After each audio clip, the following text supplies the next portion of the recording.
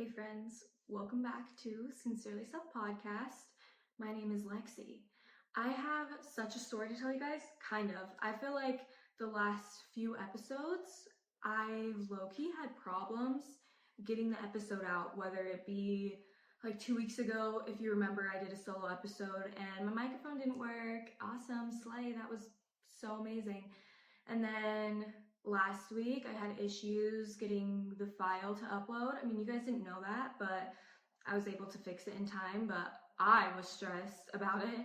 And then this episode, I tried to record it last night. So I'm actually recording this on Friday. It comes out on Saturday. I tried to record it on Thursday and I don't know what happened. The video did not save. And so I don't know. Some energy is trying to play with us, but here in Sincerely Self, we are divinely protected. So I don't know about that, but what I do know is we are getting this episode out and it's going to be the exact same topic I tried to record last night.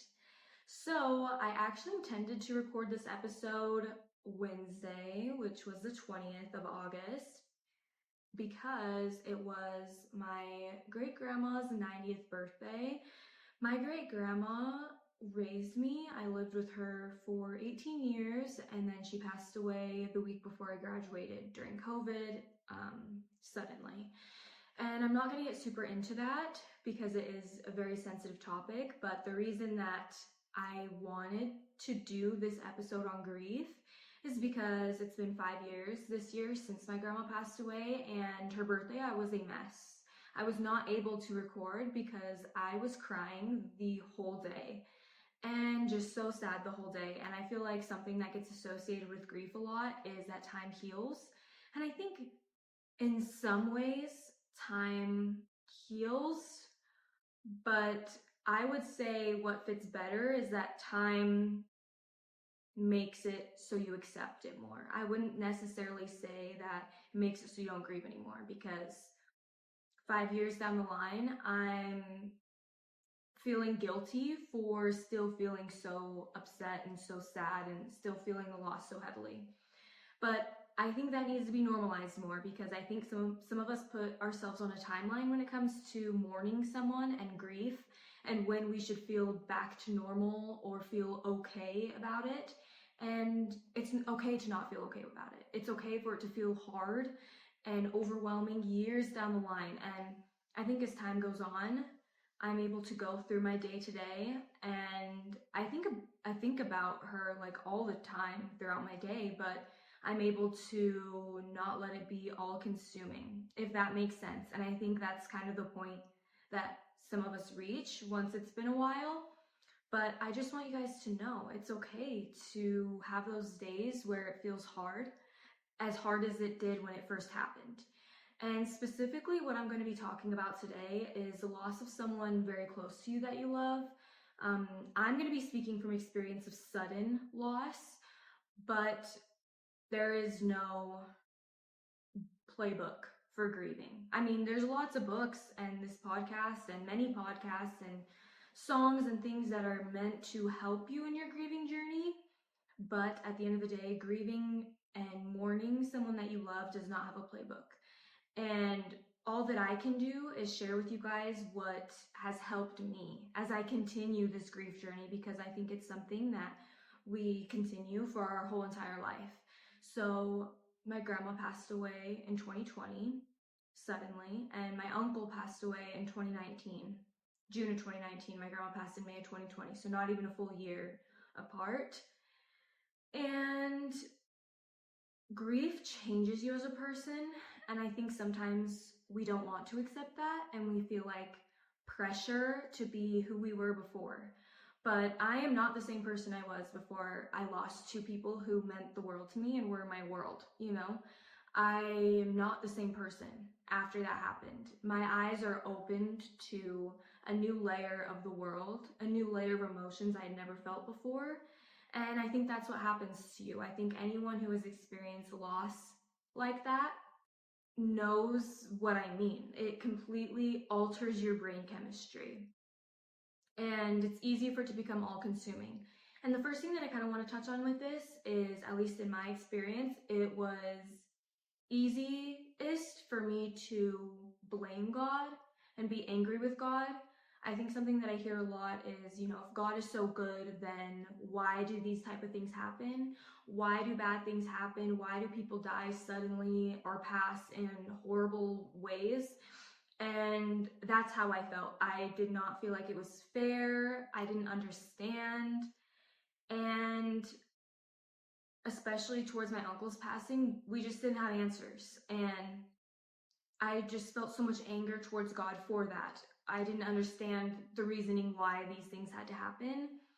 And very recently, I would say, and I'm not going to get super into this because I do have an episode specifically on my journey with God and spirituality, but like a year ago, I started turning back to God. And through that, I have come to the awakening in a way that pain and grief and loss and those type of things are worldly things and are things that come with being in the world, in human form, in the form that we are. And these things build us into a stronger version of ourselves. And so there is no way to understand in our worldly state. There is no way to understand, but there is sense in knowing that those things are not directly from God. Those are results from being in our worldly state, in the world of worldly things. And that God doesn't want us to feel those things. He wants us to rejoice in knowing that they are still with us in a different form. Energy cannot be created or destroyed, right? And there's countless, millions of stories of individuals who have shared their loved one reaching out to them in a different way. And I think the closer I've gotten with God, the more that I've been able to see that and feel the presence of my loved ones with me after they have passed. And I still grieve, like I was telling you, I did literally this week, and I still miss them immensely in their earthly form, but it does help me find some comfort when I'm able to feel their energy with me or see signs that I know are from them. And I'm going to give some examples of ways that I have asked for signs for my loved one and they have returned it. So one of the first experiences I had was I really worried about if my grandma, I feel like my hair is being crazy and I can't see it very well. I feel very far away from the camera. So if you're watching the YouTube and my hair is looking kind of crazy, I apologize, you guys. I cannot see very far away and the camera is a little too far for me to be able to see. Anyways, I really worried a lot about if my grandma was proud of me.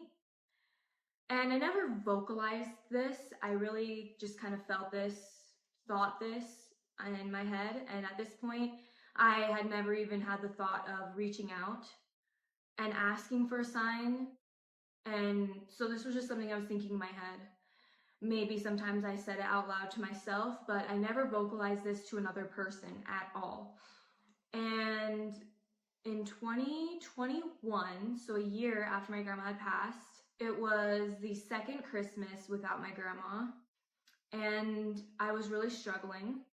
Obviously, my family, my mom and my siblings still lived in her house, and so it was just a very emotional time. Like the energy and the places we were, it just felt pretty overwhelming. And so I'd moved out at this point, and I had came back.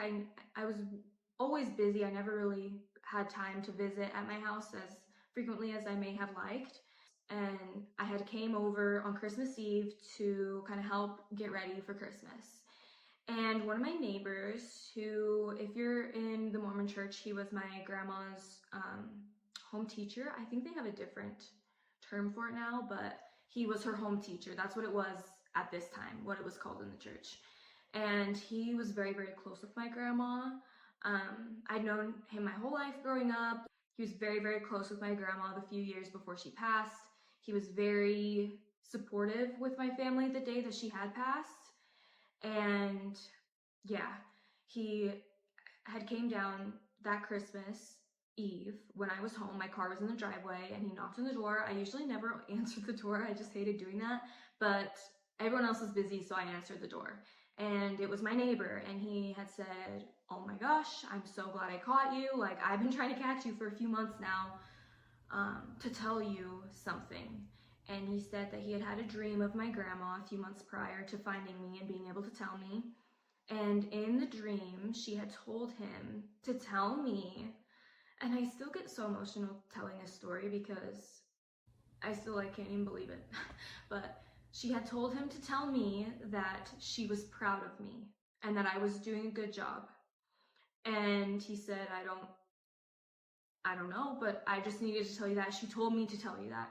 And I just broke down because I hadn't vocalized that to anyone, not my family, not my neighbor. I hadn't seen him in a long time. I had not told anyone that that was something that I worried about. And so the fact that verbatim he was able to tell me exactly what I was worried about was so much evidence to me that she was with me actively in a different form and needed to tell me in whatever way she could that she was proud of me. And it brought me a lot of peace, especially on that Christmas where I was really missing her so much. And another way that my grandma and my uncle have both reached out to me is I both asked both of them just for a sign that they're with me when I was in the oil rig, and then also when I had moved away to California last year. I was really missing my family. And so I just really missed my family. I really missed them. And I just needed a sign that they were with me still, even though I wasn't even in the same state as my family. And I started seeing white butterflies a lot in 2022. White, specifically white butterflies. And this year, I'd always felt like it was a sign from them, and I'd seen them an obnoxious amount of times. I see them everywhere, specifically when I'm missing them. I just will see those. And on my grandma's birthday this year, I was really, really struggling. And it's like 10 p.m. and I had not been to her grave in a while, probably like a year, because I don't know, I just don't associate her with being there. Like, I feel my grandma the most with me or at my family's house or with my family. That's where I feel her presence. I don't associate her with her grave. I associate her with like her house. And that's where I go to feel her. But I just got the random urge to go to her grave and go to the cemetery and see her. And my grandpa and my uncle, they're all buried right next to each other. And my boyfriend came with me, and we get up there, sprinklers are going, it's insane. But I go over to her grave, and I don't know if it'll let me insert the picture into the video. If not, I will post it on the Instagram so you guys can see. But I have multiple pictures of her grave from years prior, and I don't know when this had gotten placed there, but there was a white butterfly, kind of like rusted a little from the rain and everything, but it was a white butterfly statue type of, not statue, it's like one of those things you stick in the ground, and it had like flowers and a white butterfly specifically. No other colors, just that single white butterfly. And I go over to my uncle's grave, and right next to his grave, the grave right next to his also has a white butterfly. And I just like literally couldn't believe it. I had been thinking in my head, like, maybe I'm overthinking the fact that white butterflies are from them. Maybe I'm just like making that up. But then I feel the urge to go, and I see a white butterfly by both of their graves. And that just solidified for me, like, these are signs from them. They are actively with me. And I tell these stories because those communications I've gotten from them have brought me peace in knowing that they are still in existence, that they still know me, that they still support me, that they still know what's going on in my life, and they know when I need them. And in grief, I think the feeling of never being able to feel seen by them or that they know what's going on in your life becomes so overwhelming. And so asking for signs is such a healing thing. I mean, obviously, you're still gonna grieve, you're still gonna miss them in their human form, but for me, it brought me peace in knowing that they're okay, that they're okay. And so I really challenge you guys to maybe reach out to your loved one and ask them for a sign. Ask them if they're still with you and if they can reach out to you in that way. You guys, I cannot make this up. I've had my phone stop 2 times while I've been recording this episode. Something is trying to keep me from getting this episode out, but God is with me and God is going to help me get this episode out. But that being said, it's made me lose my train of thought a few times, and this episode might be a little bit shorter, but we will prevail.